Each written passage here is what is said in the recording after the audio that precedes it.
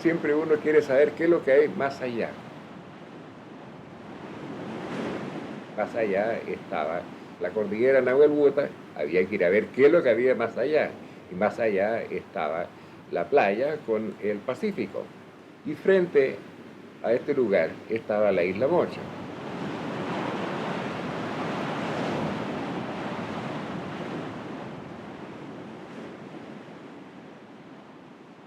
Hay cementerios de indígenas, hay donde ellos hacían sus cántaros, sus cacharros de greda, cosas así, hacían lanzas, boleadoras, porque según la historia de ese, habían acá guanaco, llamas y guanaco, existían en la isla Mocha.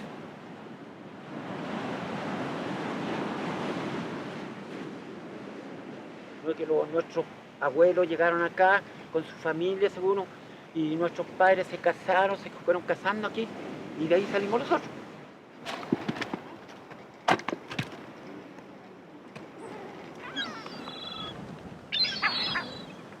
Ven, ven, ven, ven, ven.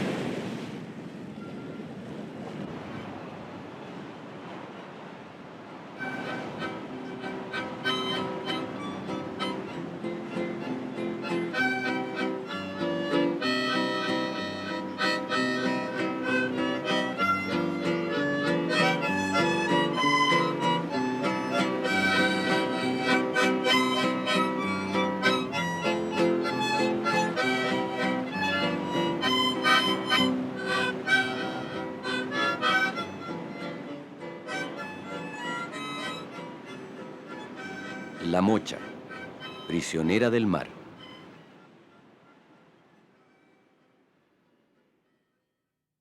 Frente al límite de las provincias de Cautín y Arauco, 35 kilómetros de celoso mar separan la isla Mocha del continente, manteniendo inaccesible su paisaje primitivo y oculta su desconocida historia.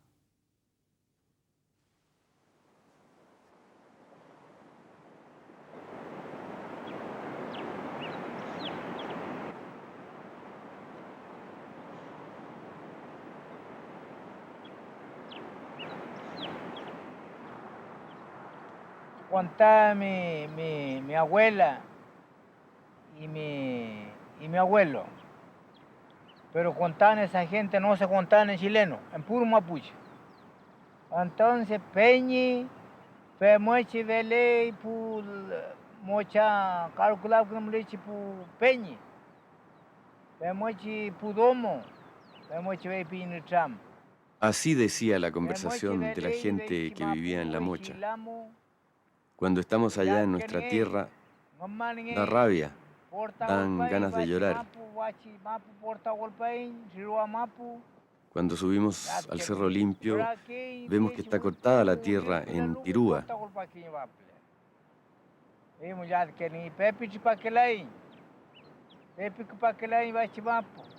No podemos salir porque las canoas dan miedo y uno se puede ahogar. Han pasado ya 3 siglos y aún está viva en la memoria de los mapuche de la costa la antigua relación que mantuvieron sus antepasados con los mapuche de la isla.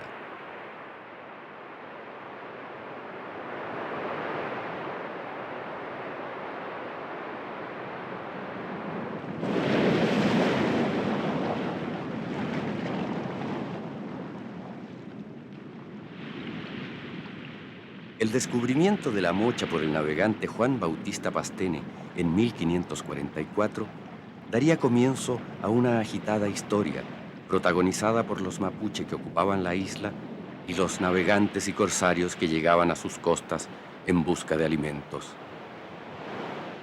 Sacados a la fuerza sus habitantes mapuche en 1685 por orden de la corona española, La isla permanecería deshabitada por más de 200 años.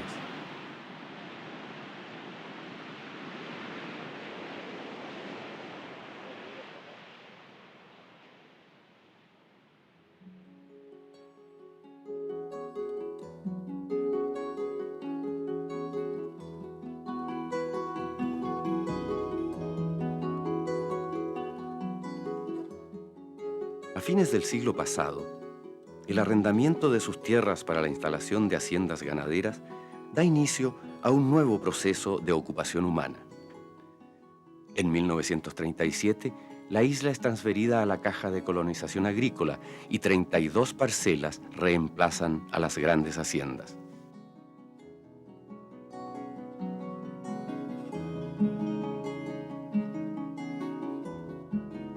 En ese tiempo había llegado recién los colonos Han, Paulo Han, Carlos Han y Juan Han. Estaban muchos colonos que no existen, pero le voy a nombrar algunos. Don Rizo Patrón, don Luis Rizo Patrón, don Ernesto Auenstein, don Luis Sariego, el señor Pereda, don Luis Rodríguez, esos todos ya emigraron de acá. Don Armando Gili, italiano también el señor, que quedan los nietos, y lo mismo de los Andes, están quedando los sobrinos de los colonos antiguos, de los primeros que hubieron. Y son muy pocos los que estamos quedando ya.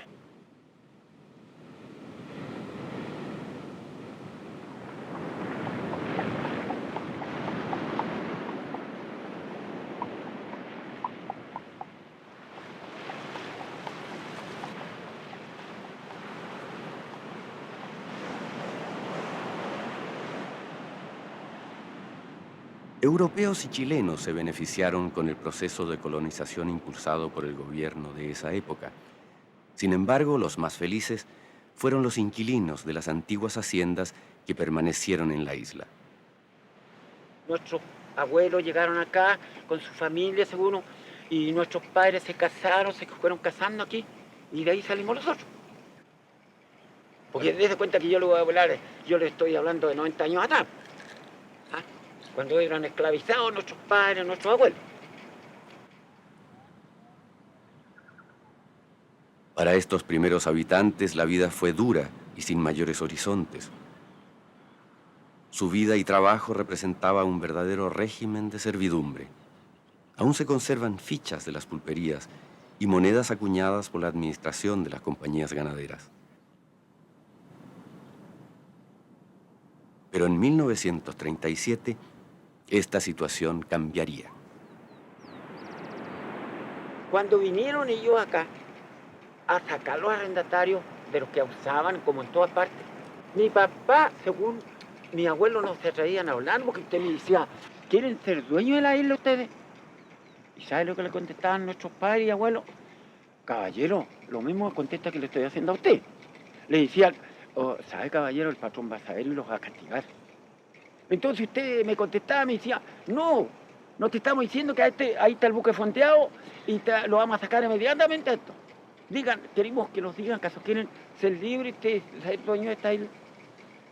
Le costó mucho para convencerlo. Y de esa fecha, la isla quedó en libertad. Como en todas partes del mundo, creo yo que quedó la libertad.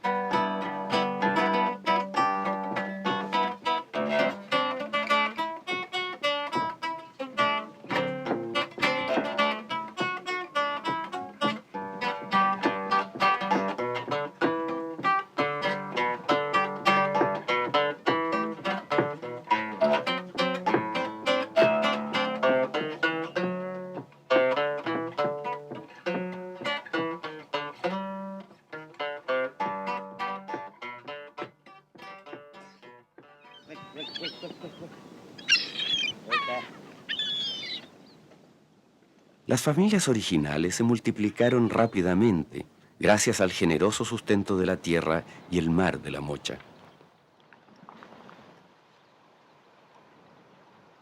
Hoy la comunidad de la isla alcanza ya a 1 millar de personas. Con mucho esfuerzo y desvelos, los mochanos lograron forjar una existencia modesta, pero a la vez digna y feliz.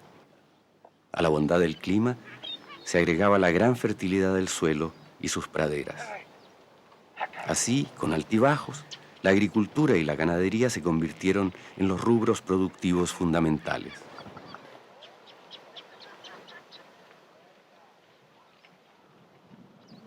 El fuerte de la Isla Mocha era la arveja, ¿no? Nosotros en el año sacábamos, bueno, no yo, pero entre todos, pasaba un barco y se embarcaban sus 4.000 sacos de arveja. Y se vendían en Concepción, toda la mercadería y cosas.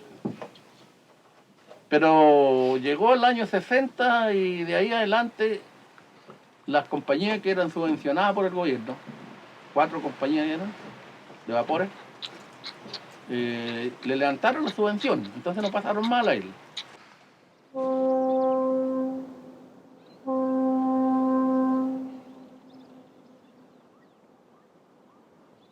Tenían que venir una vez al mes de sur a norte y de norte a sur, lo mismo. Pasaban a dejar carga de allá, teníamos una pulpería. Y si pasaba el mar estaba malo, el buque se pasaba. Y podía estar 3, 4 meses, 5 meses sin buque, sin ninguna comunicación con el continente.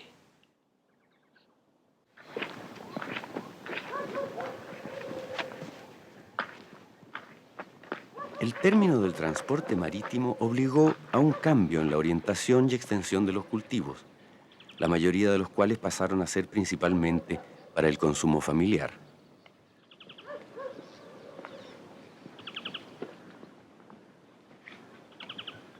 Un caso típico es el ajo, cultivo que se da en la isla en inmejorables condiciones, pero cuya comercialización hacia afuera es reducida. Sin embargo, un hecho que hasta ese momento solo tenía un valor anecdótico, con el tiempo resolvería muchos problemas a los mochanos.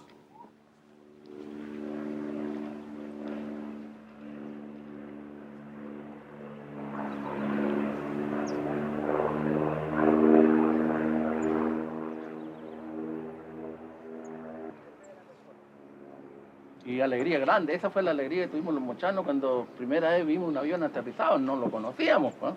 Algunos arrancábamos y otros los daba por ir a acercarlo al avión. Y este caballero, la llegada de él fue porque piloto único que hemos visto aquí parar el motor desde el avión arriba y los jalaba abajo. Háganme en una cancha y la orientación sur-norte, así. ¿Ah? Cosa que yo creo que él, se me ocurre que deben haber hartos pilotos, pero él la usaba aquí con nosotros. No se podía parar porque no sabía dónde iba a ir a pisar, pues. Revisé bien mi avión, llevé manzanas y diarios y atravesé tomando harta altura. Llegué allá en La Mocha, un día muy pacífico, muy tranquilo, sobrevolé toda la isla, no pude encontrar un lugar donde aterrizar, pero en el puerto había personas que me observaban y había aprendido de que, sujetando el bastón con las rodillas, reduciendo motor y usando las manos como megáfono, creo que esa es la palabra, se escuchaba claramente en el suelo lo que uno decía. Y le grité, hágame una pista y volveré. Y así fue que cuando le tuvimos una canchita ya le avisamos y aterrizó, se despobló la isla a correr a conocer el avión y al que andaba arriba. Y bueno, fue ese día 10 de abril del 49 que tuve la oportunidad de llegar a La Mocha nuevamente y me aproximé a las demarcaciones que tenían ahí. Si bien no era una pista muy bien hecha, pude descender sin mayores dificultades. Y en esa ocasión fue el primer avión que aterrizara en La Mocha, para gran júbilo de la gente.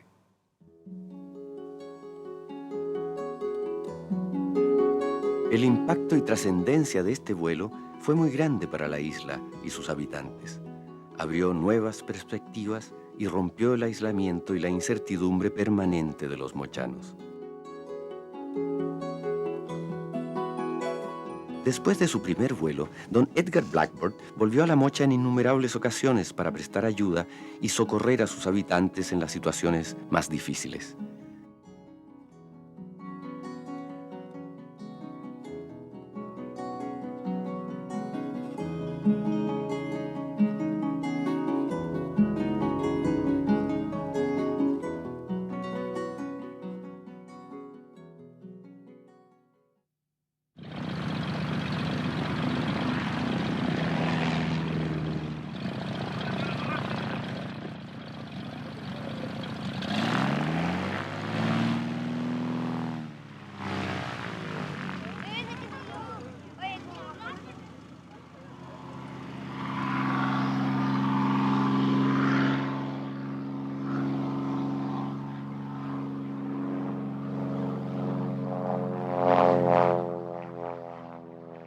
A 40 años del primer aterrizaje, llegar a La Mocha desafiando el mar y los fuertes vientos es siempre una dura prueba para los pilotos.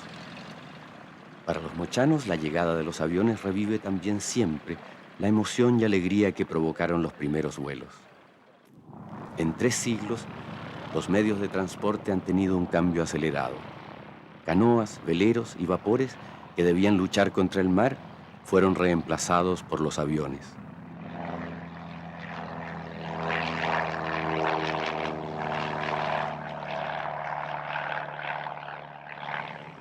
Por su uso tan frecuente han pasado a ser parte fundamental de la historia y la tradición isleña, generándose a partir de ellos situaciones insólitas.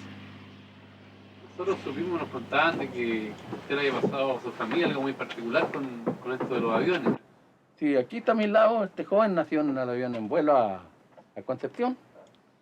Un 9 de mayo nació él, del 77. Y nació en uno de los aviones del Club Aéreo de Concepción. Y hubo un vuelo tremendo, agarró esto en la televisión, todos los canales vinieron a la población Libertad de Talcahuano a ver al niño, a conocer el niño que nació en el avión. Y a entrevistar a la hija, a mi señora también, que también andaba allá. Ella también iba en el avión cuando se produjo esto. Y felicitaciones, se recibió una carta hasta de Italia, donde felicitaban a la mamá. Según el caballero entendía bastante el chileno, el castellano, porque la carta era en castellano. Pero nos mandó todos los recortes de los diarios italianos, lo que decían. ¿Ah? Entonces felicitaban a la mamá, decía, porque era la única noticia que a él lo había alegrado mucho. Porque había nacido un niño y había nacido tan cerca de Dios. Tiene que ser muy católico el caballero.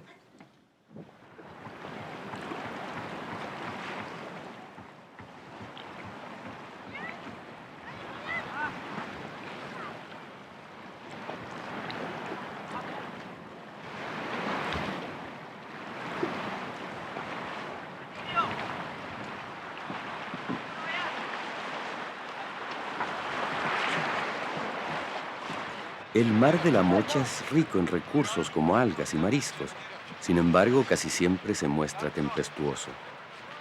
Por estas condiciones difíciles no ha sido posible una explotación regular e intensiva de sus recursos. Pero como dice el refrán, no hay mal que por bien no venga, y esta braveza del mar en La Mocha ha logrado lo que en otras partes ya no ocurre: conservar diversos mariscos como el loco, el erizo, el choro y el piure.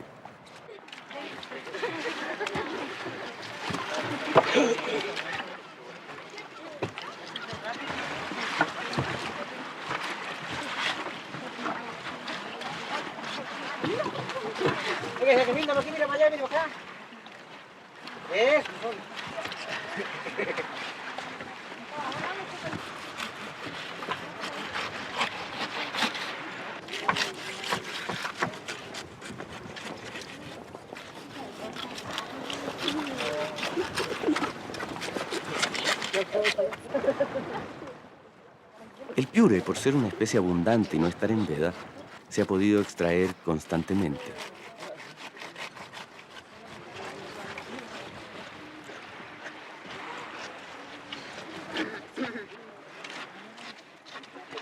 Toda la producción de piure extraído en La Mocha se envía en avión para la venta en los principales mercados de la octava región.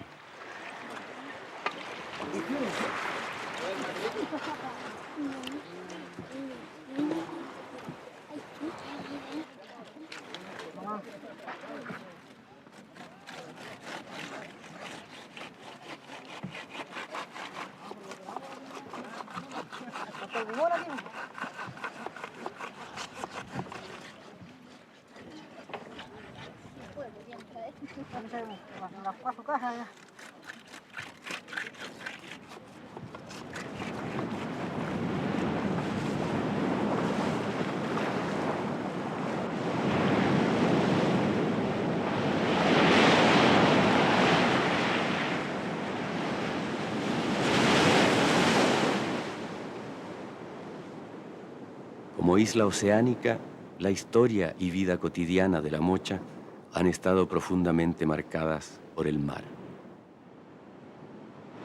Un antiguo faro, el único que se conserva en pie en la isla Mocha, simboliza esta dura coexistencia.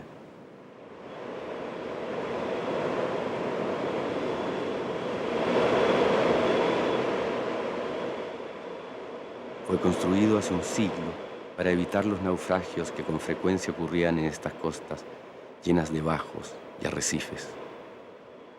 Después de salvar muchas vidas y barcos, su luz cesó de alumbrar hace décadas.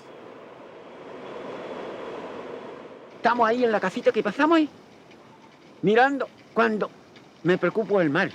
Y si yo no grito, se muere toda la gente.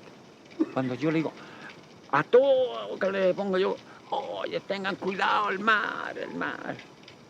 La gente arranca para arriba. Alcanzaron a llegar aquí y el mar estaba ahí donde están esas chacas, estaba ya lleno.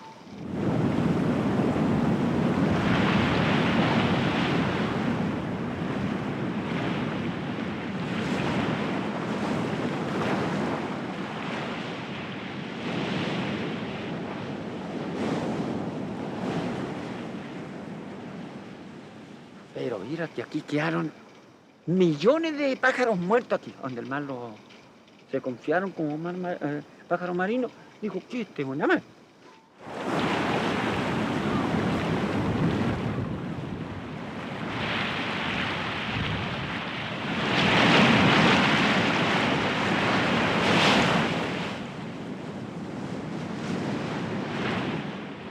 Los lobos siendo un animal tan macanú para el agua, sin embargo los tiró aquí a La Vega, de allá de la lobería. ¿Cómo vendría esa corriente?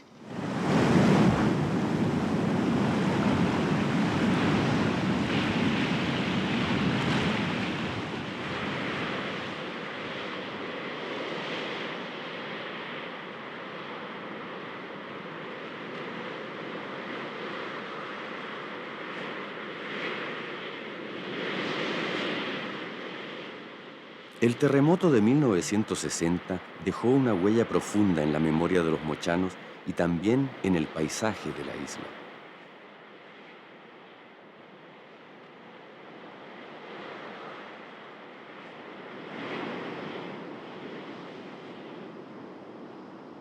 Pero en la isla existen otras huellas del maremoto del 60, aunque ellas no dejaron un rastro tan perdurable como los cambios en el paisaje. Este barco estuvo fondeado en Corral. Entonces, ese día 21, esta gente, dice, la gran parte salió a tomar once. Otros marineros trajeron varias chiquillas ahí, chiquillas muy simpáticas según ellos, a tomar once en el buque. Y se encuentran con el terremoto y maremoto al mismo tiempo, porque ellos dicen que el buque subió unos 10 o 20 metros de la mar que venía y anduvieron por la plaza. Y por arriba de las casas pasaron y cuentan cuadros dramáticos, porque mucha gente que el mar se llevó. Lo peligroso fue cuando el mar se recogió, se llevó a las casas donde iban gente arriba de las casas, de las tablas, de los tablones, de los troncos, y ellos nunca pudieron prestar ninguna ayuda. Nosotros esa noche aquí, yo estaba aquí en La Mocha, fui uno de los pocos que nos quedamos, y se sintieron ruidos terriblemente fuertes, los temblores continuos, y al otro día nos avisan que hay un buque varado arriba de las piedras. Fuimos a verlo y era el buque Santiago. A caballo nosotros nos podíamos acercar a 5 metros del buque, cuando venía la resaca. Y ahí conversamos con el capitán. Al último estuvimos casi acalorados con él, porque dice, estoy aquí en Puerto Saavedra. Nosotros le dijimos que no. Ahí lo retó él, porque estábamos con broma. Nosotros lo tratamos a ver porque estaba contando los cuentos. Y yo le dije, mire, usted está en la caleta de la ballena en la isla Mocha, es su informe. No está, como dice usted, en Puerto Saavedra. Y habían las chiquillas que había de arriba, siempre como es el chileno, con la broma. A ver, suban, mijitos lindos, decían aquí, acá, ya habían unas 20 o 30 chiquillas. Estas mariposas muy simpáticas, y nosotros ya, cuidado, el mar nos decían, y partíamos a caballo 500 metros y el buque flotaba y se iba más a tierra. Se recogía el mar y íbamos a conversar otro poco. Pero ya se hizo la tarde y le dijimos no. ¿Lo podemos venir a sacar? No, dijeron, estamos muy bien aquí, porque ellos veían que los cerros iban cayendo, desboronándose. Fíjese que el epicentro fue aquí cerca de la Mocha. Dicen que fue cerca de unos 50 millas al sur de la isla. Ese fue el epicentro del terremoto que hubo. El caso más conocido es el varamiento del vapor Santiago, que arrastrado desde la costa de Valdivia por las enormes marejadas, vino a terminar su larga carrera en los arrecifes de la Mocha.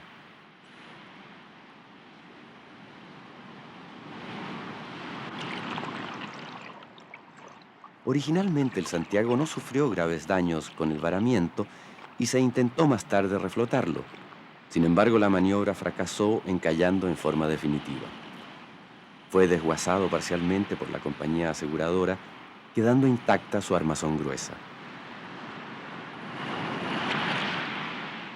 Pero 30 años de sufrir el embate de las olas y la corrosión marina no han sido en vano.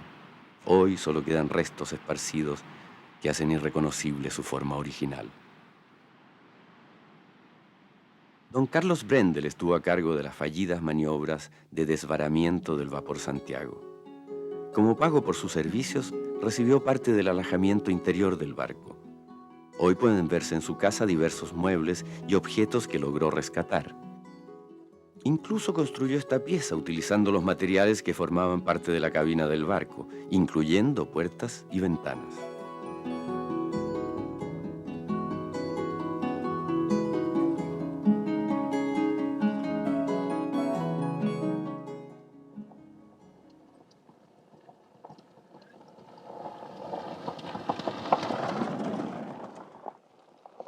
Parte importante de la historia de la Mocha está ligada de una u otra manera a diversos episodios náuticos, especialmente a los naufragios ocurridos en el siglo pasado.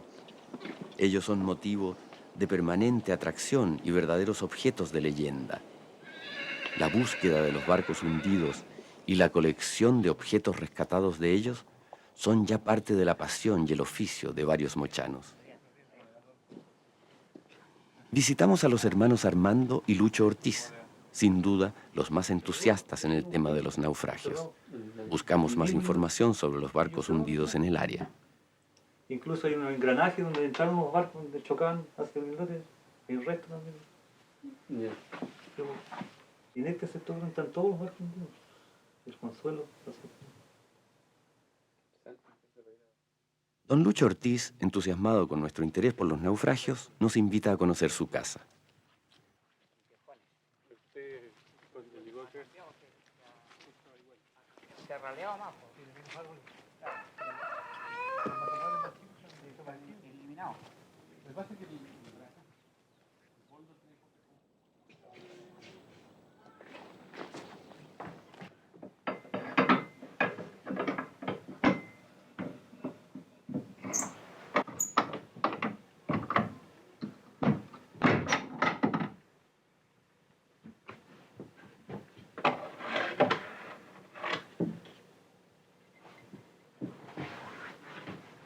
¿Esa botella de dónde cómo la consiguieron esa? Esta es de los barcos antiguos, de los que están encallados acá en la isla. Debe tener aproximadamente unos 150 años. ¿De cuál barco exactamente la habrían sacado? ¿No se acuerda usted? Del inglés, que se le llama acá.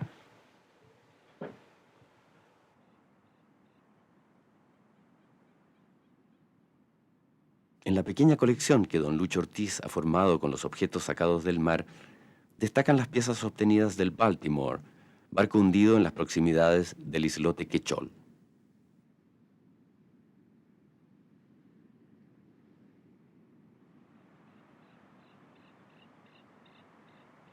Pero en el Mar de la Mocha hay otros naufragios. Algunos ya constituyen verdadera leyenda, como es el caso del Rosetta, barco italiano que llevaba un fabuloso cargamento de oro con el que sueñan tantos mochanos.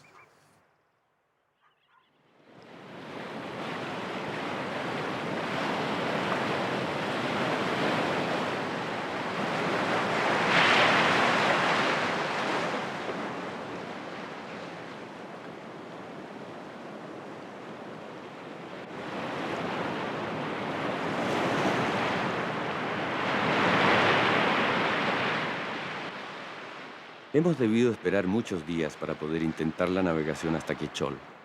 Las frecuentes marejadas y los fuertes vientos del sur o del oeste, que pueden durar varios días, nos han impedido llegar a este pequeño islote.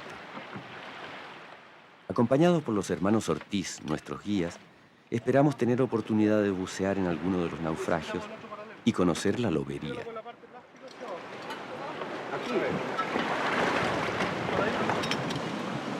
Ahora con esta.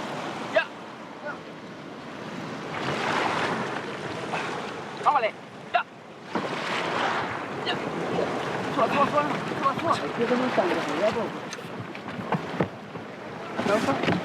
¡Ya! ¡A la otra! Cuidado, cuidado, cuidado. No tanto, maestro, no tanto.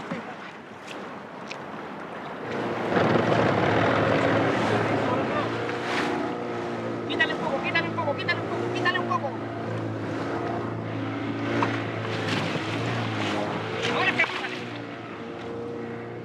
Ahora póngase.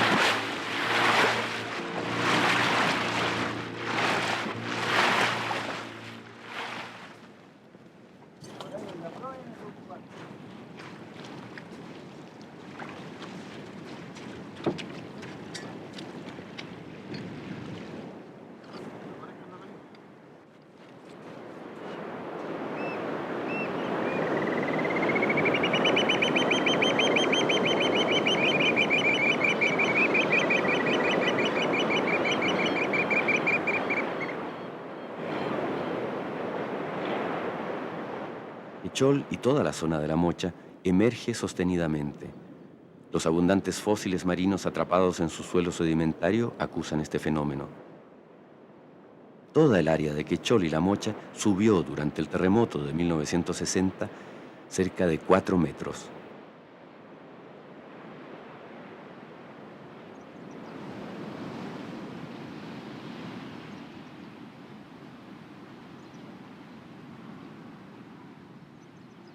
Pero sin duda que el atractivo predominante de Quechol es otro.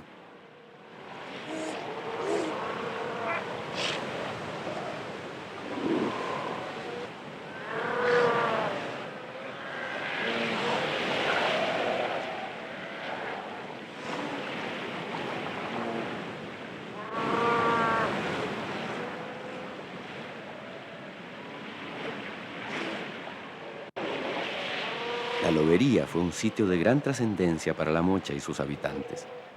Aquí se efectuaban las grandes cacerías de lobos marinos con el fin de obtener su cuero y aceite. En esos años no existían las cuerdas de nylon y los tractores eran escasos. Las tierras eran labradas mayoritariamente con bueyes. Para equipar las yuntas se usaban, por su calidad, lazos y cabrestos hechos de cuero de lobo marino. Según los relatos de antiguos loberos de la Mocha, se obtenían hasta 2.000 a 3.000 lobos por cacería. Junto con sacarles el cuero se extraían su aceite, el que era vendido a grandes empresas de Talcahuano para la producción de jabón.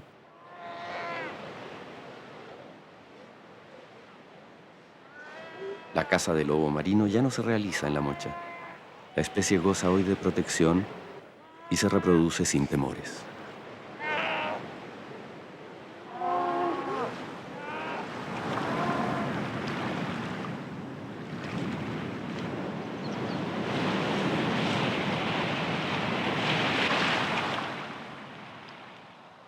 El día amanece despejado, pero el viento sopla con fuerza. Hemos aprendido que un día hermoso es un mar malo.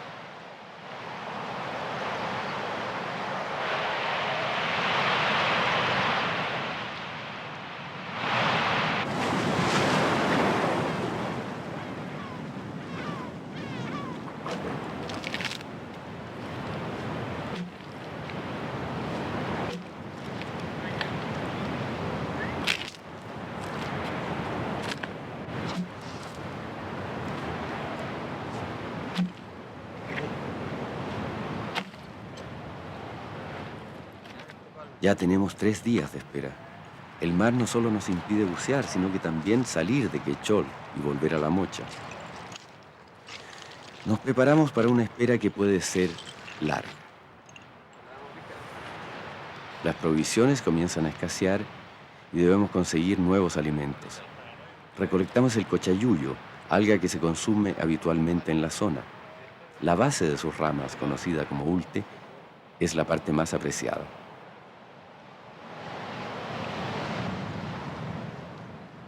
Hemos estado varias veces aquí esperando con tiempos malos, sus 10, 15 días aquí aislados. ¿Cómo lo haces para aguantar tanto?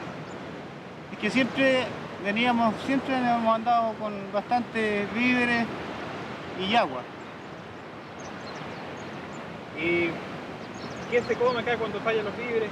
¿Qué se puede comer? Bueno, lo que se puede es marisco nomás.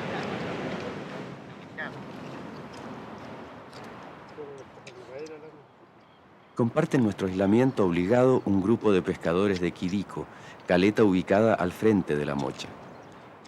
Ellos han buscado refugio en Quechol muchas veces y saben cómo enfrentar estas dificultades.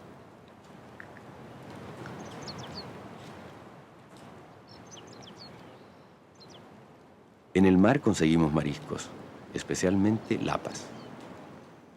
Por ahora tenemos la comida, pero se ha terminado otro alimento insustituible: el agua dulce.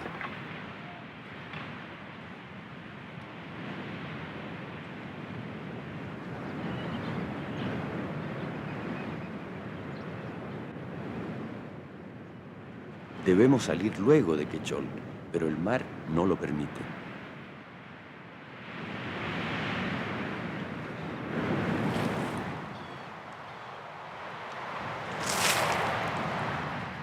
Surge entre los pescadores una idea.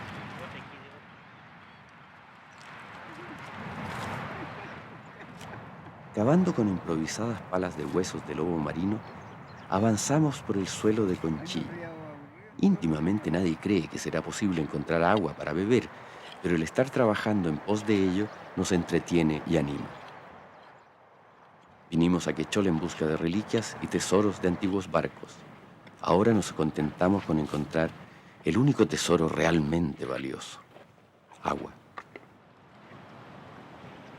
A ver, quiero que agua dulce. No, sí, agua dulce. O sea, no muy dulce, pero...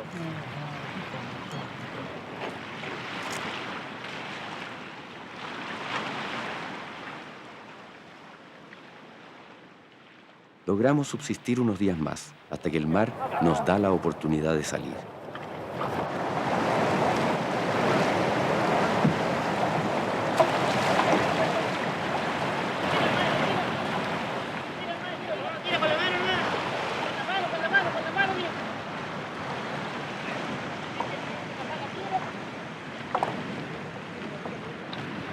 ¡Quiero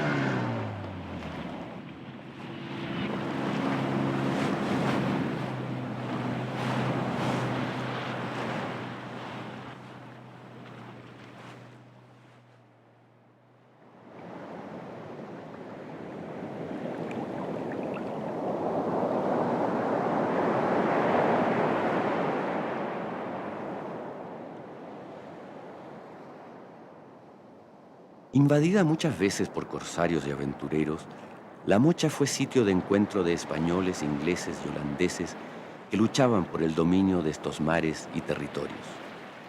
A fines del siglo XVI, desembarcaron los ingleses Drake y Hawkins, los que no fueron bien recibidos por los isleños. A comienzos del siglo XVII, los holandeses Van Noort y Spielberg tuvieron mejor suerte, establecieron comercio con los mapuche e invitaron a sus naves a los principales caciques.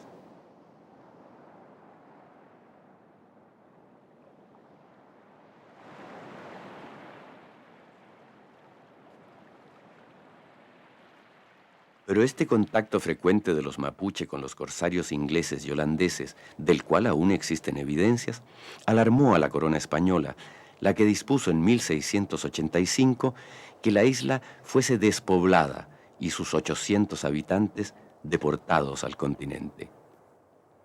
Fue el término de un largo y aún desconocido período en la historia de La Mocha. Hoy, ayudados por la arqueología, intentamos obtener más información sobre lo que fue la vida y cultura de estos pobladores indígenas.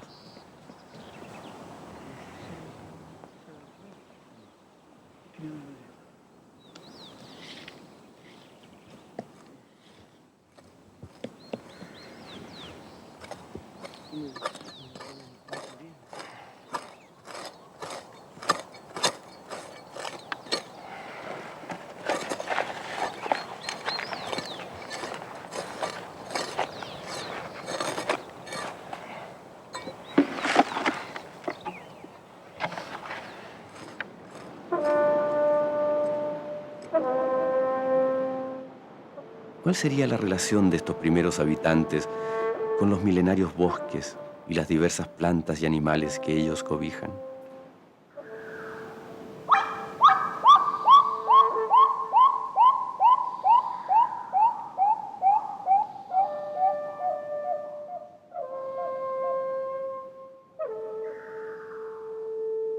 ¿Obtendrían de estos laureles los grandes troncos que necesitaban para construir sus canoas que los llevaban hasta la costa de Arauco?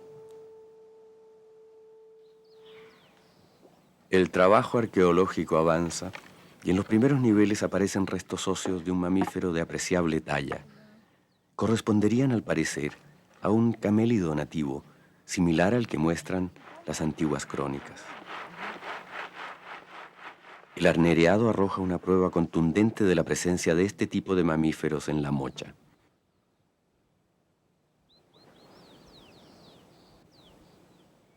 El resto de un jarro de greda utilizado para el agua muestra claramente que su forma se inspiró en la cabeza de una llama o un guanaco, especies extintas en la isla hace ya mucho tiempo.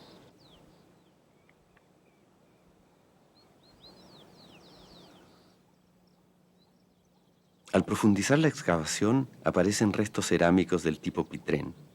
Ello revela la antigüedad del asentamiento mapuche en la isla, pues esta cerámica se estima que surge en el año 500 después de Cristo.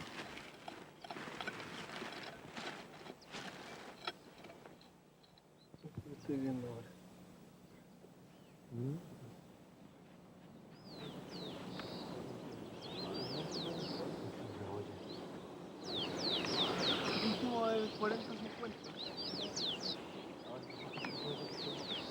Aparecen después en la excavación otros elementos, entre ellos finas puntas de flecha, las que eran utilizadas probablemente para cazar animales menores.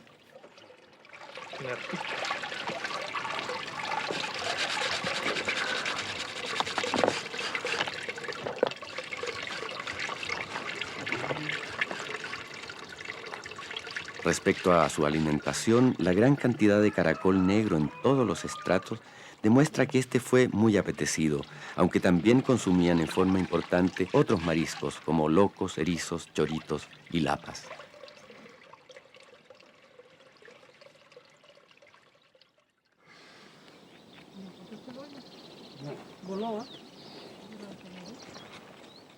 No va a ser necesario ampliar la excavación hacia el lado norte y hacia el lado oeste.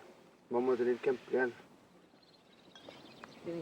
Finalmente, en uno de los estratos más profundos, aparece la tumba de un niño de 6 a 7 años. su antigua sepultura acompañada de ofrendas naturales, nos habla de la íntima relación que mantuvieron con esta tierra.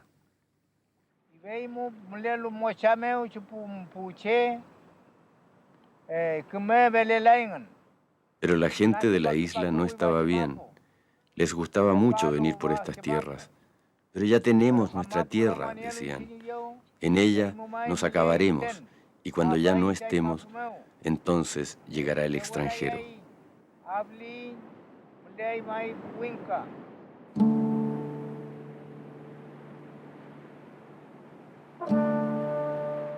Los testimonios de los mapuche de la costa, traspasados de generación en generación, dan cuenta de la situación de sus hermanos que habitaban la Mocha, de las dificultades para vencer el celoso mar que los confinaba en la isla, de la ansiedad por acercarse al continente, a las costas de Arauco.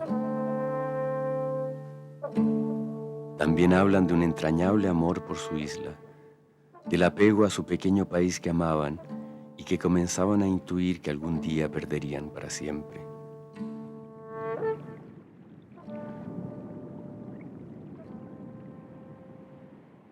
Las profecías de los antiguos mapuche de la Mocha se hicieron realidad hace ya 2 siglos. Hoy no son ellos quienes la ocupan. Los actuales mochanos, ajenos a un pasado que desconocen, enfrentan condiciones de sobrevivencia similar a la de sus primeros ocupantes. Rodeados por el mismo mar y casi olvidados, construyen desde hace un siglo una nueva historia para la Mocha.